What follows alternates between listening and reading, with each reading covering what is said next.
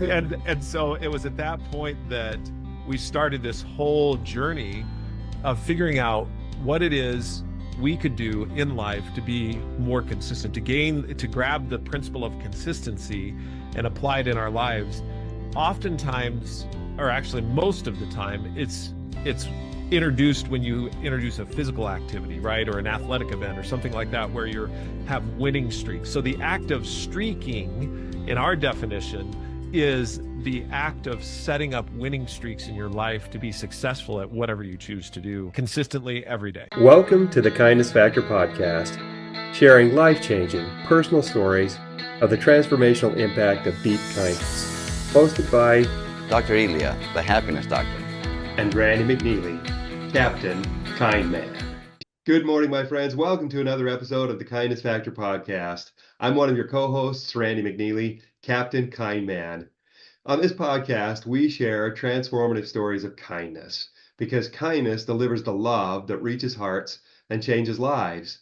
And we really appreciate you taking the time to be with us today. And just as a quick reminder, it's a big help for us to be able to get great guests and expand our kindness reach across the globe if you'll take the time to like and subscribe to this channel if you're watching on YouTube, or if you're listening on your favorite podcast platform, if you'll take just a minute to stop by and leave us a review or even give us love through some stars. Thank you so much again for joining us today, and we look forward to introducing you to our next amazing guest. Good morning, good afternoon, or good evening. Welcome to another episode of the Kindness Factor podcast. I'm Randy McNeely, Captain Kindman, joined by my amazing co-host, Dr. Gourgouris, the happiness doctor. Good morning, Dr. Elia. Thank you, Randy, and thank you, Jeffrey. So excited to have you on the show. Thank you. So glad to be here. We're really excited to have this good man, Jeff Downs, with us today. You know, just a little bit about Jeff. He's the author of an amazing book called Streaking Mastery. He is the streaking master, not that kind of streaking, but the consecutive events, right? Keeping track of those things. And he's a podcast host, the Streaking Mastery podcast. He's also the creator of an amazing app for streaking. And rather than me going on and on about Jeff, I'm going to let him tell you more about himself, because he's the one you want to hear about, not me. So, or hear from, I should say. So Jeff, thank you so much for being in the house with us. We're grateful to have you, and just looking forward to a great conversation. I am so grateful to be with the both of you. I mean, kindness is something that is going to change the world, and to be here with you on the Kindness podcast and to be talking about what I love so much, which is consecutiveness in kindness, and how you do that and how you set it up, is something that I'm excited to explore with the both of you and talk with the both of you about. Randy, you and I go back to college. That's where we met before, and it was fantastic. And then there was a chance meeting that we had in where was the airport? What airport was it? Dallas Airport. It was Dallas. That's right. We were in Dallas. And I hear this voice from across the gate say, "Jeff Downs." And I look over, and there's Randy, and we hadn't seen each other in 10 years or something like that. 15 years probably. Yeah, it was a long time. And I was like, first of all, impressed that he recognized me. And second of all, I was right in the middle of writing the manuscript for Streaking for the book. And you, out of the kindness of your heart, said, "Hey, can I take a look at the manuscript and offer you any suggestions?" And so that started an exchange of information back and forth that really helped to shape the whole second half of the Streaking book, which was all about who do you want to be in life. And that was something that was prompted by you, and I'll be forever grateful. And then Dr. Gourgouris, you and I didn't ever really know each other, but I knew a lot about you because of the great work that you had done with so many people who I interfaced with. And you were so wonderful at doing that. I'm just truly grateful for the opportunity to be with the both of you. Thank you for your kind words. And it's a small world, isn't it? Yes, it is. I'm older than both of you guys, so I remember when I was a young kid, streaking had a whole different meaning. It's usually some crazy person running naked down the street or whatever. I'm assuming your book is not about running naked down the streets. That is right. Yeah, What is streaking? It's really interesting that when we were, the whole methodology of streaks and winning streaks was something that came into being for us about 10 years ago. And 10 years ago, we were looking for ways to get more consistent with just our physical life, to be able to be more healthy physically. And my wife ran across an article that was written about a couple that had streak run for 15 years. And being curious, to your point, Elia, is what is this all about? Right. We clicked on this particular article and found that it was a beautiful article about a couple that had set a streak to run at least 1 mile every single day and had done so for 15 years. And it was at that time that my wife said to me, she called me, I was on an airplane actually, or I was getting on an airplane, and she called me and she said, "Hey, do you want to start streaking with me?" I would have been, what? That was it too.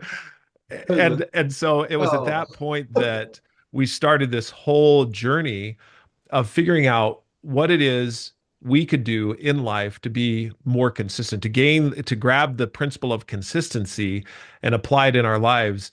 Oftentimes, or actually most of the time, it's introduced when you introduce a physical activity, right? Or an athletic event or something like that where you have winning streaks. So the act of streaking in our definition is the act of setting up winning streaks in your life to be successful at whatever you choose to do consistently every day. That's a fascinating concept.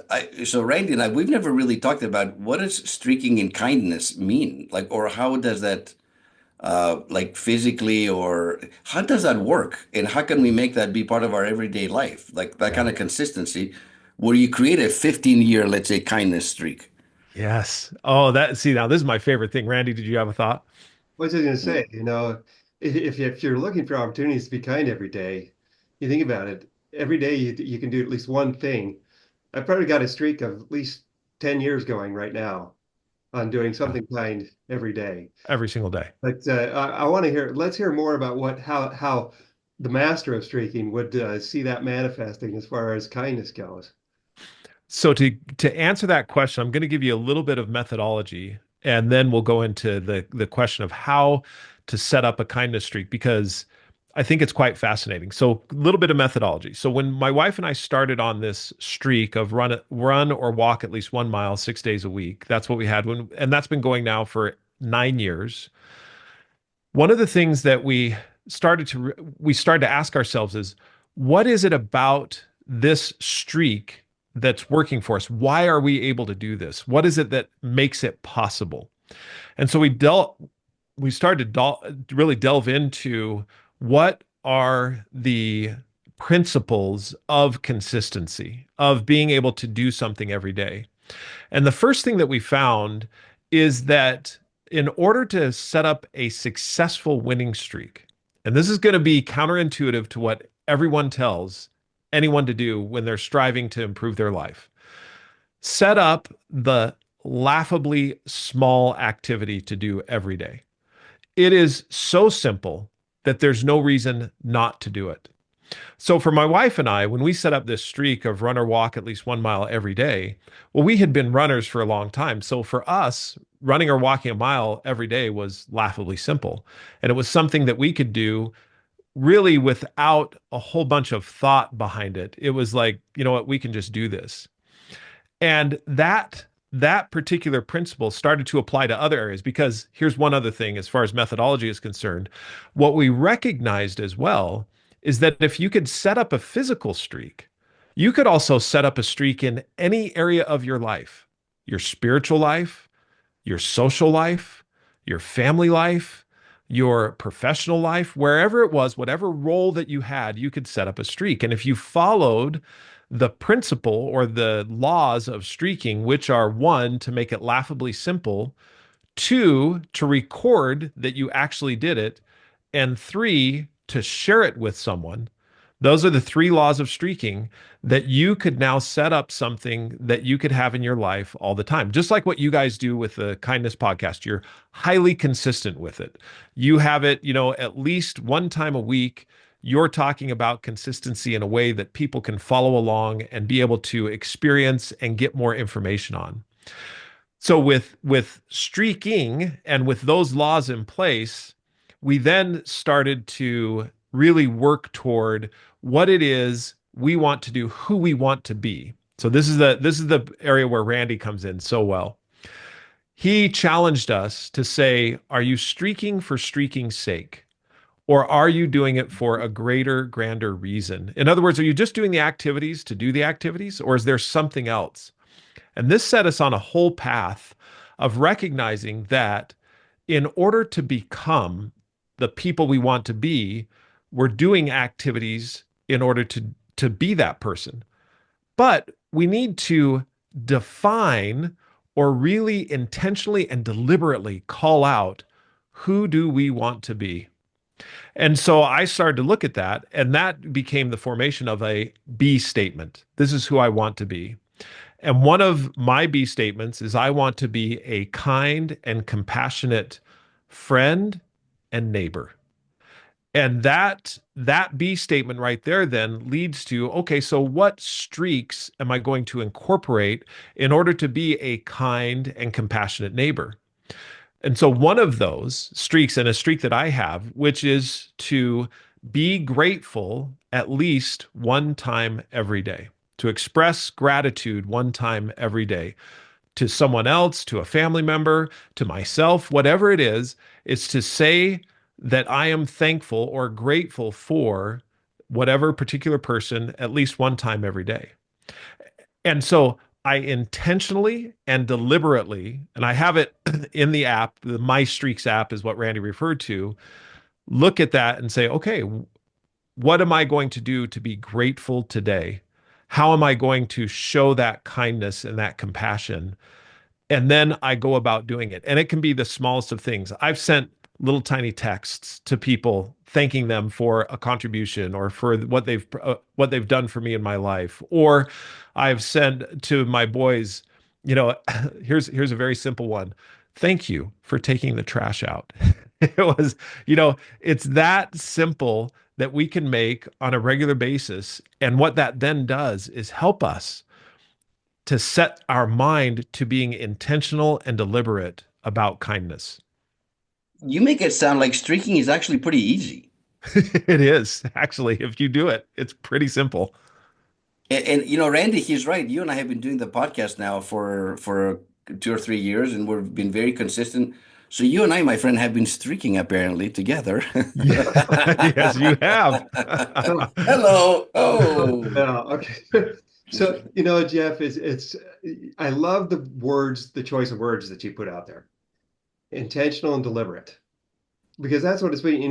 We hear the term, and I talk about this probably too often because the Random Act of Kindness Foundation probably doesn't like me very much, but we hear the term random acts of kindness all the time. The reality is there are no random acts of kindness. What there are is random opportunities to give kindness. Every time we go and give kindness to somebody, it's because we choose to do it. Nobody's forcing us to do it. We choose to do it. So it's not a random thing. It's an intentional and a deliberate choice that we make. What there's all kinds of random opportunities to give kindness. And just thinking about it, one of the streaks you could create is every day I'm going to look for at least one random opportunity to give kindness, and I'm going to do it. Here's where you talk about the Random Act of Kindness Foundation. I think about people when they talk about habits. And this is something that has been in this is a little pet peeve of mine. All right. And because I've studied enough about habits and how habits are defined, that I believe that the word habit is misleading to individuals. And here's how, and I'm going to relate it back to what you were saying about random acts of kindness. James Clear book, Atomic Habits, is one of the most popular that's out there. And then you also have Charles Duhigg, who wrote The Power of Habit. Yeah. Both fascinating books. I love The Power of Habit more than I like Atomic Habits. But it's interesting because they both define a habit as something that you do involuntarily, almost automatically, without thinking. Hello, my wonderful friends. If you could step into the shoes of a kindness hero today, would you want to? I believe that most of you would, and here's an easy way to do that. Simply watch this little video clip by Kindness Worldwide, and if it resonates, stop by their website today, www.kindnessworldwide.org. and make a donation to support their wonderful mission to bring cultures of kindness to communities throughout the world. And then feel free to share it with your friends and family. Thank you for your support. When a wallet was returned just moments after it was lost, a purpose was found. This one act of kindness inspired the formation of the nonprofit Kindness Worldwide to create a culture of kindness in communities throughout the world. Kindness Week Worldwide mobilized the entire community in York, Pennsylvania, featuring initiatives and playbook programs including blood drives, kindness cards, K-12 and college students embracing kindness, and an innovative means of community policing, kindness citations. If something so magical can happen in York, Pennsylvania, the same and other inspirations can happen anywhere and everywhere. Our Screen Scenes initiative featuring the Kindness Factor will showcase these many stories of kindness. Let's include your community among them. Kindness is the heartbeat of the world. Together, with your support, we can make all its hearts beat as one. Now, just second nature, right? That's our right. the second nature. That's what it is. Second nature. And here's where my pet peeve is. Being kind will never be second nature. Now, some may say, well, hold on just a second, and you guys may even disagree with me on this. But what I look at is to be kind goes against natural tendencies. And therefore, the reason why I have a streak is because I need to be intentional and deliberate about it every single day. Now, here's where habit comes in, because I'm not totally poo-pooing habits. Don't hear me as saying that. Habit comes in for motor skills. For when, for example, the classic example that I like to use is someone learning to type.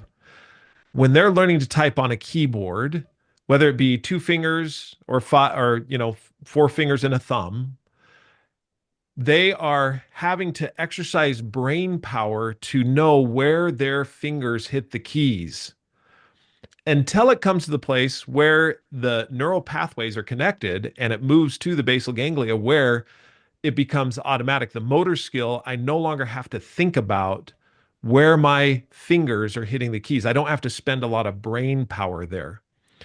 And that's important. That's significant, because where I want to spend my brain power is on consciously thinking about what I'm writing or what I'm doing or how I'm presenting myself and doing that. And so the automatic motor skills I don't have to think about. So in the whole area of random acts of kindness, there's random opportunities, and what I have to do is deliberately, intentionally think about taking advantage of those. It will never be automatic. It really shouldn't in some ways, because if you're activating your heart, it shouldn't be automatic that way. I mean, it's great to be Captain Kindman, and Randy really personifies kindness. I try to do some act of kindness towards somebody on a daily basis, and that's kind of like a micro habit, if you will. But the intention behind it is the sweetness, where I can type things without looking or drive the car without paying attention or whatever. There's no sweetness to that. It's just a functional thing. I need to Yes, type an email and I need that's to a great drive way to to the say it. It's market. functional. Yeah. But when it comes to the heart, that's the sweet spot, right? Because our heart, and we know when we do perform acts of kindness, we get serotonin and dopamine, and those great chemicals start pouring forth. And it's a wonderful thing for the giver, the receiver, and those are witnessing those acts of kindness. So I really like your take. At first I'm like, where's Jeff going with this? But then it's like it made sense in the end. It's interesting. I have a mixed response to it. I agree with what you said. But at the same time, it's like my natural response when I see someone in pain or having sorrow. I said my first natural response is to extend compassion. Oh, I'm sorry. I'm sorry that you're going through that. I I don't have to stop and think about that. That's just how I react to it. And so now, is that the way it is all the time? No, that's true. Sometimes there are times when I sit and I have to stop and think, okay, I need to be more kind in this situation. But a lot of times, like, for example, a friend of mine who called and said that he was having to deal with some kind of emergency the other day. And my first response is, "Oh, is there anything I can do to help? What can I do?" But so in those kind of situations, I don't know. It's an interesting to think about. Now you've given me something to stop and consider, Jeff. Here's one of the things that I would say on that. It's not that the task becomes automatic, but that the way that you respond has been exercised for such a long time, that weight is easier to lift. It's like going to the weight room. When you go into the weight room and you start lifting, the bar itself can be very heavy. However, you always have to choose whether or not you're going to lift the bar. Now, that bar may be lighter through time simply for the reason that you've built up your strength, you've built up your kindness muscle, and therefore it gets lighter through time so that your first response is kindness because that's how but you're not programmed that way like a computer program. It's you've actually chosen to be that type of a person. And because of that choice and because of your deliberate intentional action of looking for opportunities to be kind, then that becomes more of, and we could call it natural. But what I would say is that it's more of your divine self that is now taking over the natural tendencies that we have. And I've seen this a lot. There's a saying that I really like, and I wish I had the actual author of the saying right now. I'm going to give it to you, and we'll have to look it up later. But it's I have found that to act my way into a new way of thinking is easier than to think my way into a new way of I acting. love it, and it's so true. It's so Yeah. true. Because in the end, it doesn't matter what we know. What matters what do we do with what we know. Yes, That's exactly. it. So Jeff. Oh, go ahead, Randy. I was going to say, so normally we start out the podcast by asking you, to share a story with us about some situation that has been pivotal in your life, someone who has been a kindness hero that stepped in and did something that inspired you and continues to impact you in your efforts to be kind. And I would love to have you share. Do you have a story, Jeff, that you could Oh, share? I have several. First story goes all the way back to my freshman year in high school. Okay. So this is the first story where kindness really impacted me in a significant way. I was a pretty rowdy, wild freshman in high school. I didn't have a lot of focus or direction in life, and I didn't really know what it was, who I was, or what I wanted to do. I just know that I like to have fun and I like to play around a lot.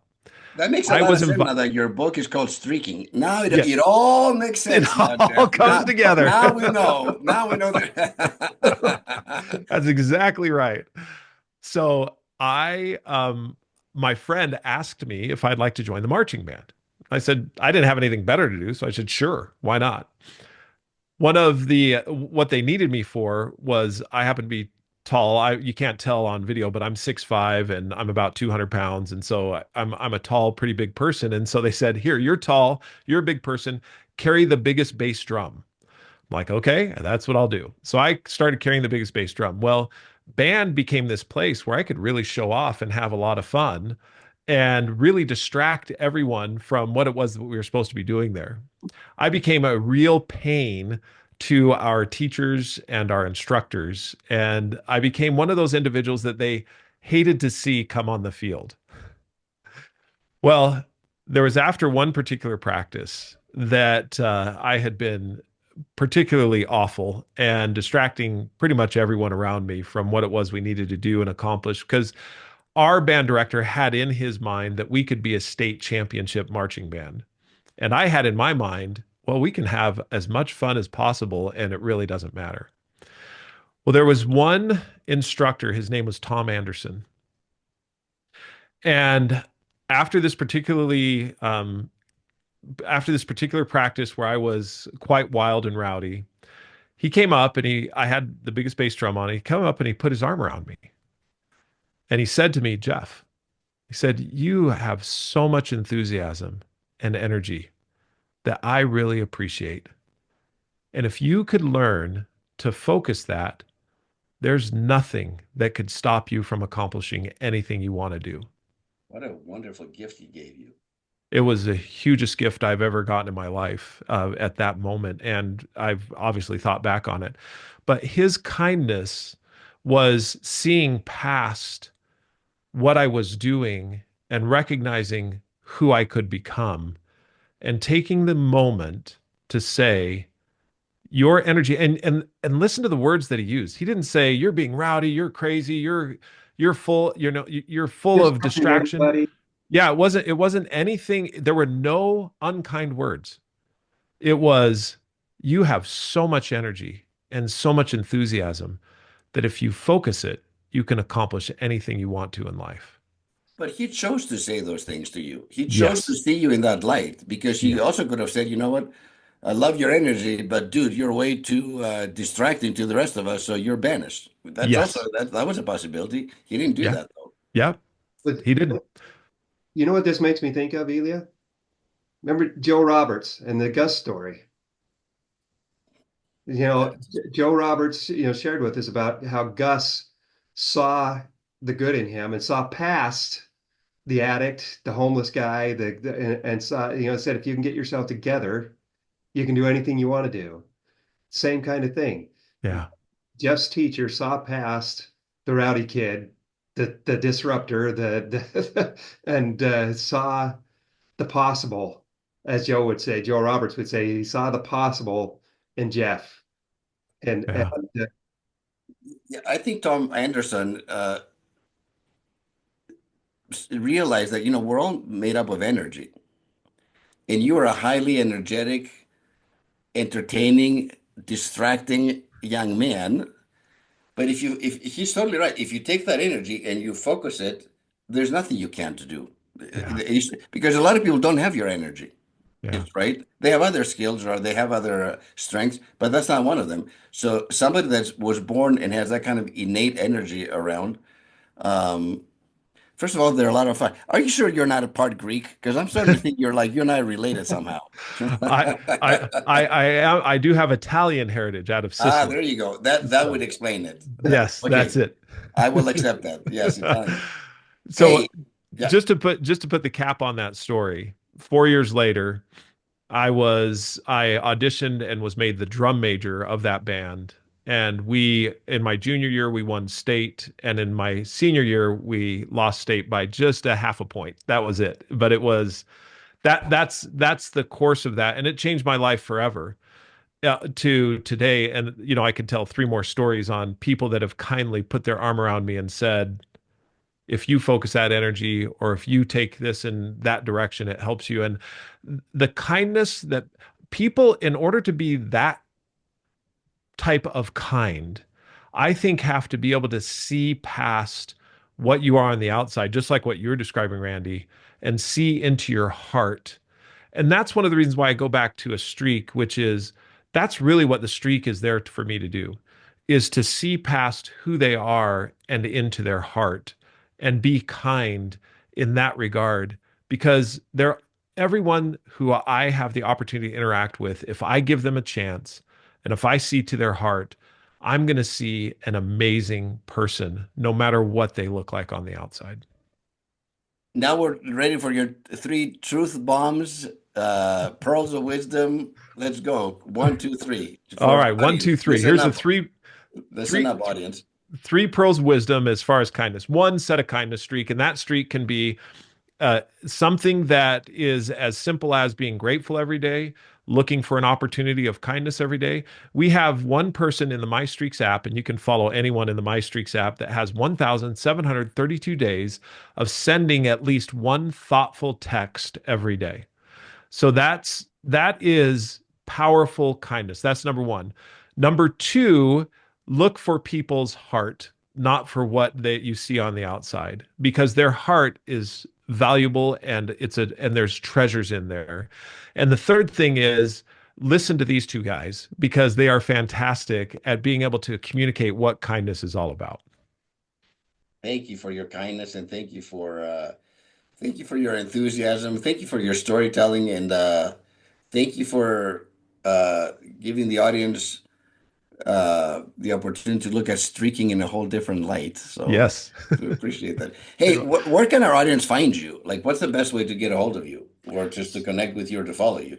Yeah, so the My Streak, so we have the My Streaks web or My Streaks app website. My Streaks app, downloaded from the Apple App Store or from Google Play, is a great place. I post a lot in there as far as what my streaks are, and also we have now over 30,000 registered users in the My Streaks app that record their streaks in any category every day.